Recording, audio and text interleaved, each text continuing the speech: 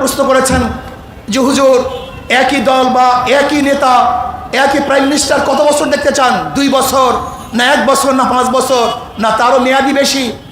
আমি বললাম, চোর যদি 1 বছরের জন্য ক্ষমতায় আসে সে চুরি করবে, আর আদর্শ নীতিবান মানুষ যদি 100 বছর ক্ষমতায় থাকে সে চুরি করবে না। এখানে কয় মেয়াদি ক্ষমতায় থাকবে এইটা দেখার বিষয় নয়, ক্ষমতায় কে থাকবে সেটা দেখার বিষয়। আজকে আমি জনগণকে বলবো, আসুন, জীবনভর সোনার বাংলা দেখেছেন, নতুন বাংলা দেখেছেন, সবুজ বাংলা দেখেছেন, ডিজিটাল বাংলা দেখেছেন, কিন্তু ইসলামের বাংলা দেখেন নাই। আজকে 92% মুসলমানদের দেশে ইসলামের বাংলা দেখতে চাই, ইসলামের জন্য আন্দোলন করতে চাই, ইসলামের জন্য সংগ্রাম করতে চাই, যে আদর্শ নীতি মহিলাদেরকে মুক্তি দিবে। ইসলামী আন্দোলন বাংলাদেশ ঢাকা মহানগর দক্ষিণের আওতাধীন নিউ মার্কেট থানা শাখা কর্তৃক আয়োজিত আজকের এই গণসমাবেশে এখন প্রধান অতিথির গুরুত্বপূর্ণ ভাষণ প্রদান করবেন ইসলামী আন্দোলন বাংলাদেশের সংগ্রামী সিনিয়র নায়েবে আমির, এদেশের ইসলামী রাজনীতির অন্যতম আইডল, স্বৈরাচার বিরোধী আন্দোলনের অন্যতম সফল রূপকার, রাজপথের লড়াকু সৈনিক, সংগ্রামী জননেতা আল্লামা মুফতি সৈয়দ মোহাম্মদ ফয়জুল করিম শাইখে চরমনাই হাফিজাহুল্লাহ।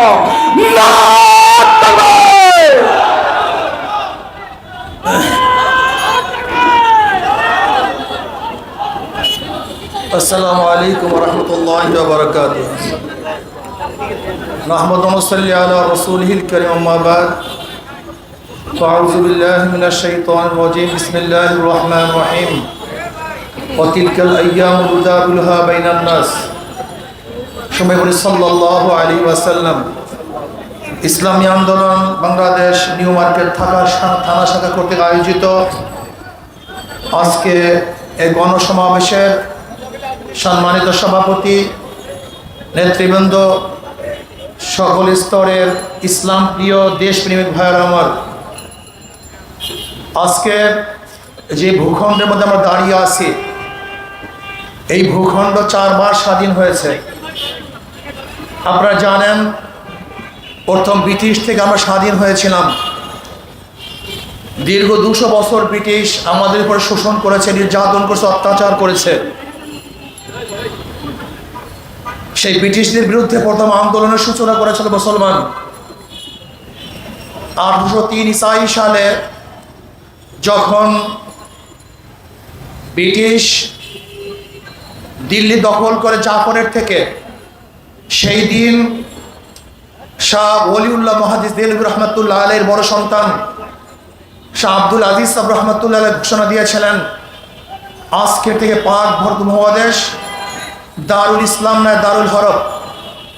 সেই 1803 ঈসাই সালে ব্রিটিশ বিরোধী আন্দোলনের বীজ বপন হয়েছিল।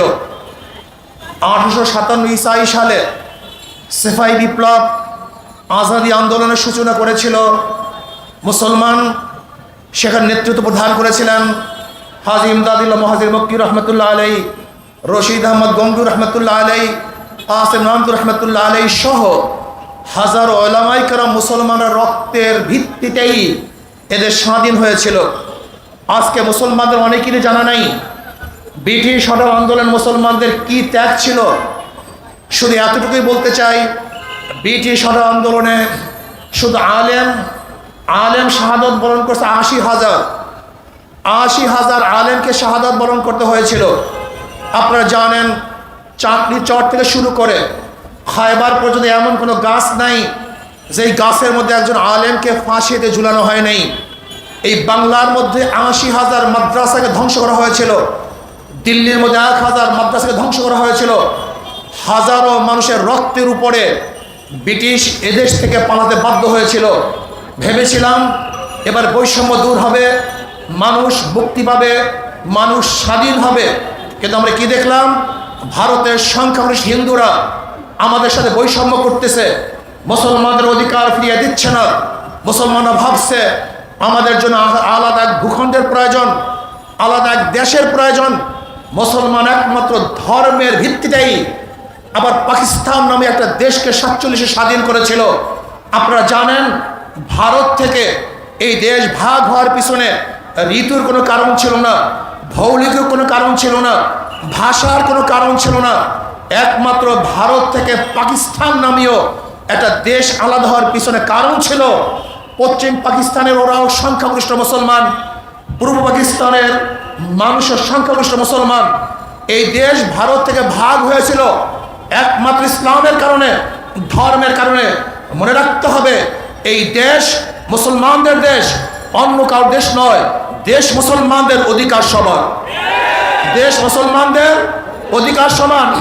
যেরকম নওয়াজ সলিমুল্লাহ রহমতুল্লাহ আলাইহি 600 একর জমির মধ্যে আজকে মেডিকেল কলেজ, আজকে বুয়েট, ঢাকা ইউনিভার্সিটি অবস্থান করেছে। মনে রাখতে হবে স্যার সলিমুল্লাহ রহমতুল্লাহ আলাইহি অক্ষুকৃত জমিতে আজকে ইউনিভার্সিটি মুসলমানদের, কিন্তু পড়ার অধিকার সবার। রাস্তা করছি আমি, চলার অধিকার সবার। বাজার আমার, বাজার করার অধিকার সবার। মনে রাখতে হবে দেশ মুসলমানদের অধিকার সবার। ভেবেছিলাম এবার বৈষম্য দূর হবে, মানুষ শান্তি পাবে, মানুষ মুক্তি পাবে। আবারও আমরা কি দেখলাম?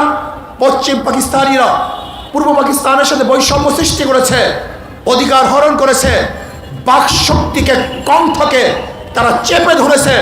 আবারও পূর্ব পাকিস্তানের মানুষরা আন্দোলন করেছে, সংগ্রাম করেছে।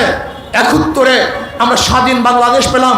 এবার ভাবছি আমরা বৈষম্যহীন হয়ে যাব, আমাদের বৈষম্য থাকবে না, সবার অধিকার ফিরে পাবে। জেলে তাঁতি, মজদুর, শ্রমিক, ঋষি, কামার, মুসলমান, হিন্দু সমস্ত জনগণ স্বাধীন মুক্ত, সবার অধিকার ঠিক থাকবে। অন্যের অধিকার, বস্ত্রের অধিকার, বাসস্থানের অধিকার, শিক্ষার অধিকার, চিকিৎসার অধিকার সমান থাকবে। কিন্তু আমরা কি দেখলাম? 71 এত মানুষ জীবন দেওয়ার পরেও বৈষম্য চলতেছে। জেলের আজকেও তাদের অধিকারের জন্য আন্দোলন করে, আজকেও 53 বছর পরেও আজকে আমার শ্রমিকরা তাদের অধিকার আদায়ের জন্য জীবন উৎসর্গ করে। আজকেও আমার মা বোনদের চেহারার উপরে এসিড নিক্ষেপ করে তাদেরকে ধ্বংস করে ফেলা হচ্ছে। আজকে আমার মা বোনদেরকে বাসের মধ্যে ধর্ষণের শিকার হচ্ছে। আজকে আমার মা বোনদেরকে ধর্ষণ করার পর হত্যা করা হচ্ছে। আজকে আমার মা বোনদের অধিকার ফিরিয়ে দেওয়া হচ্ছে না। আবার আমরা আন্দোলন করলাম, সংগ্রাম করলাম, দুর্নীতি হটাও, সবুজ বাংলায় মানুষকে মুক্তি দেবে, নতুন বাংলায় মানুষকে মুক্তি দেবে, সোনার বাংলা মানুষকে মুক্তি দেবে, ডিজিটাল বাংলা মানুষকে মুক্তি দেবে। কিন্তু আমরা কি দেখলাম? মানুষের মুক্তি আসে নাই, মানুষের শান্তি আসে নাই, সব জায়গায় বৈষম্য। আবারও 2024 5ই আগস্ট ছাত্র জনতা আন্দোলন করেছে বৈষম্য দূর করার জন্য। কিন্তু কি দেখলাম? যে বৈষম্য দূর করার জন্য মানুষ আন্দোলন করেছে, সংগ্রাম করেছে, জীবন দিয়েছে। কিন্তু 5 তারিখের পরে আবারও লুট, আবারও পাট, আবারও ধর্ষণ, আবারও জুলুম, আবারও অত্যাচার, আবারও চাঁদাবাজি। না, এই বাংলাদেশ আমরা দেখতে চাই না। আমরা এমন এক বাংলাদেশ দেখতে চাই যে বাংলাদেশের মধ্যে কামার অধিকার থাকবে, ঋষির অধিকার থাকবে, চামারের অধিকার থাকবে, যেখানে ক্ষুধার্ত মানুষ থাকবে না, যেখানে মিসকিনরা ক্ষুধার তাড়নায় কাঁপবে না, যেখানে এক মুঠা খাদ্যের জন্য ডাস্টবিনে কাক কুকুরের সাথে বাংলাদেশের মানুষ লড়াই করবে না, যেখানে মুক্ত বাতাসের মধ্যে সমস্ত মানুষ ঘুরবে, খোলা আকাশের নিচে বাংলাদেশে একটা নাগরিক ঘুমাবে না, চিকিৎসার অভাবে একটা মানুষ মারা যেতে পারবে না, কোন বাংলাদেশের মানুষ অশিক্ষিত থাকতে পারবে না, আমাদের মা বোনের ইজ্জতহানি হবে না, প্রত্যেকটা মানুষ তাদের অধিকার নিয়ে বাঁচতে পারবে। এরকম বাংলাদেশ উপহার দিতে চাই, এরকম বাংলাদেশ আমরা থাকতে চাই। ভাইয়ের আমার, হচ্ছে না কেন? কারণটা কি? সবাই তো বলে সংগ্রাম চাই, আজাদ চাই, মুক্তি চাই, কেন হচ্ছে না কেন? এটা কিয়ামতের আগ পর্যন্ত হবে না। না হওয়ার কারণটা কি? মূল কারণ আমরা অনেকেই গবেষণা করি না। মাদার গাছ লাগিয়ে আমের আশা করা যায় না, চোরের মাধ্যমে চোর মুক্তি করা যায় না, ধর্ষকদের মাধ্যমে ধর্ষণ বন্ধ করা যায় না, জালেমের মাধ্যমে জুলুম বন্ধ করা যায় না, ডাকাতের মাধ্যমে ডাকাতি বন্ধ করা যায় না, খুনির মাধ্যমে খুন বন্ধ করা যায় না, দুর্নীতিবাজদের মাধ্যমে দুর্নীতি বন্ধ করা যায় না। এর জন্য প্রয়োজন শুধু নেতা নয়, নীতির পরিবর্তন চাই। ওসি চলে যায় কিন্তু ঘুষ বন্ধ হয় না, এসপি পরিবর্তন হয়, ঘুষের পরিবর্তন হয় না, ডিসি পরিবর্তন হয়, দুর্নীতি পরিবর্তন হয় না। কারণটা কি? এর কারণ হলো ডিসি পরিবর্তন হয়েছে, আদর্শ পরিবর্তন হয়নি। এসপির পরিবর্তন হয়েছে, আদর্শের পরিবর্তন হয় নাই। যতক্ষণ পর্যন্ত যে আল্লাহকে ভয় করে, আল্লাহর সামনে হিসাব দিতে হবে, এই তাকওয়া ভিত্তিক নেতা যতদিন পর্যন্ত বাংলাদেশে নেতৃত্ব না দিবে ততদিন পর্যন্ত রক্ত দিবেন, সংগ্রাম করবেন, আন্দোলন করবেন, মুক্তি পাবেন না, আজাদি পাবেন না। এই জন্য বারবার উদাহরণ দেই, একজনের নাম এ, একজনের নাম বি, একজনের নাম সি, তেন চোর, এও চোর, বিও চোর, সিও চোর। ক্ষমতা এ, সে কি করবে? হটাও এ, বসাও বি, কি করবে? হটাও বি, বসাও সি, কি করবে? নেতার পরিবর্তন হয়েছে, দলের পরিবর্তন হয়েছে, নীতি ও আদর্শের পরিবর্তন হয়নি। আমাকে সাংবাদিকরা প্রশ্ন করেছেন যে হুজুর, একই দল বা একই নেতা, একই প্রাইম মিনিস্টার কত বছর দেখতে চান? 2 বছর, না 1 বছর, না 5 বছর, না তারও মেয়াদি বেশি? আমি বললাম, চোর যদি 1 বছরের জন্য ক্ষমতায় আসে সে চুরি করবে, আর আদর্শ নীতিবান মানুষ যদি 100 বছর ক্ষমতায় থাকে সে চুরি করবে না।